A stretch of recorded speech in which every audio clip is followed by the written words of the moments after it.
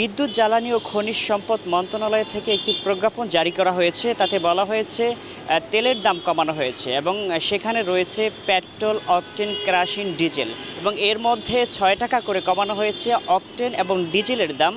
আগে যেখানে অকটেনের দাম ছিল ৩১ টাকা, সেখানে ৬ টাকা কমিয়ে এখন করা হয়েছে ২৫ টাকা। আগে যেখানে পেট্রোলের দাম ছিল ২৭ টাকা, ৬ টাকা কমিয়ে এখন করা হয়েছে ২১ টাকা।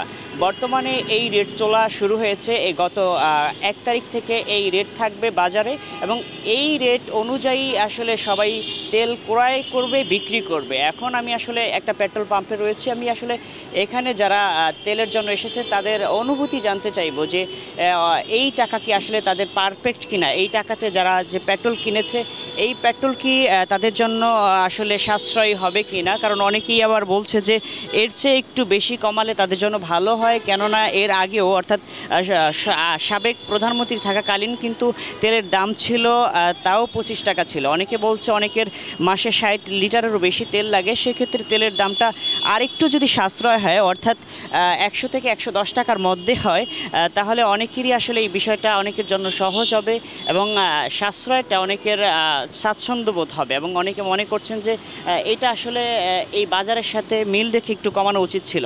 তেলের দাম ৬ টাকা কমানো হয়েছে, তাতে কি আপনি সন্তুষ্ট কিনা, নাকি এর চেয়ে কম আরেকটু করার জন্য ভালো ছিল? আর একটু কমালে ভালো হতো আর কি, আমাদের জন্য সাশ্রয় হতো। জি, আগেও তো ২৫ টাকা ছিল, এরপর আবার বাড়ানো হলো, আবার এখন ২৫ টাকা।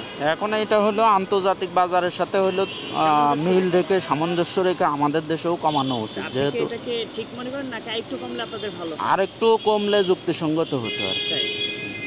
জি জি জি, ধন্যবাদ। আপনার মাসে কত লিটার লাগে? আমার মাসে তো লাগে মনে করেন যে দুইবারে আপনার হলো ১৫-১৬ লিটার লাগে। কমছে, পেট্রোল আমি ইউজ করি তো ২৭ টাকা ছিল, এখন ৬ টাকা কমছে।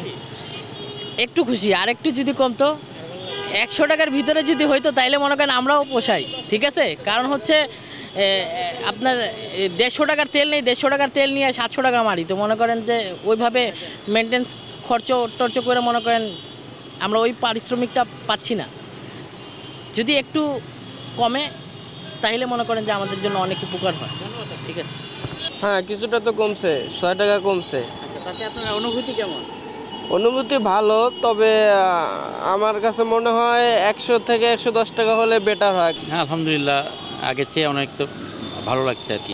তেলের দাম এটা কমার সবার দাবি ছিল, এটা কমছে, আরও জানি ভবিষ্যতে কমে, এটাই আমাদের চাহিদা। যেহেতু বিশ্ব অর্থনীতিতে আমরা যতদূর জানতে পারছি যে তেলের দাম অনেকটাই কম, কিন্তু আমাদের দেশে এতদিন বেশি ছিল। এখন আশা করি ইউনূস সরকারের আমলে তেলের দামটা অনেক কমবে ইনশাল্লাহ। আল্লাহ হাফেজ। এটা ভালো লাগছে? হ্যাঁ, অবশ্যই ভালো লাগছে, কেন ভালো লাগবে না। কারণ এখন যে সব কিছুর দাম, সেহেতু তেলের দাম কমছে, যে এই জন্য আর কি খুব ভালো লাগতেছে। আশা করি সব কিছুর দাম কমে আসবে? আশা করি অবশ্যই, কারণ সিন্ডিকেট কমবে। এতদিন তো সিন্ডিকেট ছিল সব কিছুতে, প্রচুর চাঁদাবাজি হইতো, এখন আশা করি কমবে ইনশাল্লাহ। অবশ্যই ভালো অনুভূতিটা। আর এটা তো ইন্টারন্যাশনাল বাজার অনুযায়ী তেলের দাম নির্ধারণ করা হয়, ঠিক না? তো ৬ মাস পর পর বা ১ বছর পর পর নির্ধারণ করে এটা, তো এটা ভালো আমাদের জন্য, সবার জন্যই ভালো এটা। আমরা আসলে অনেকের সঙ্গে কথা বলছি, তারা বলছেন যে এই তেল কমের ব্যাপারটা তাদের ভালো লেগেছে এবং অনেকেই আসলে সন্তুষ্ট যে বর্তমান বাজারে তেলের দামটা কমানো হয়েছে। এভাবে যদি সব কিছুর দাম কিছুটা হলেও কমে আসে তাহলে মানুষের মধ্যে অনেকটাই স্বস্তি ফিরে আসবে। কারণ বিগত দিনে মানুষের আয়ের চেয়ে ব্যয়টাই আসলে বেশি ছিল এবং আয়ের থেকে যদি ব্যয়টা বেশি হয়ে যায়, মানুষ সংসার চালাতে এবং সংসার পরিচালনা করতে কিন্তু হিমশিম খেয়ে যায়। সেই জায়গা থেকে অনেকেই এটাকে আনন্দ হিসাবে নিচ্ছে, ভালো লাগা প্রকাশ করছেন। ত্বকি খান, নিউজ 9, ঢাকা।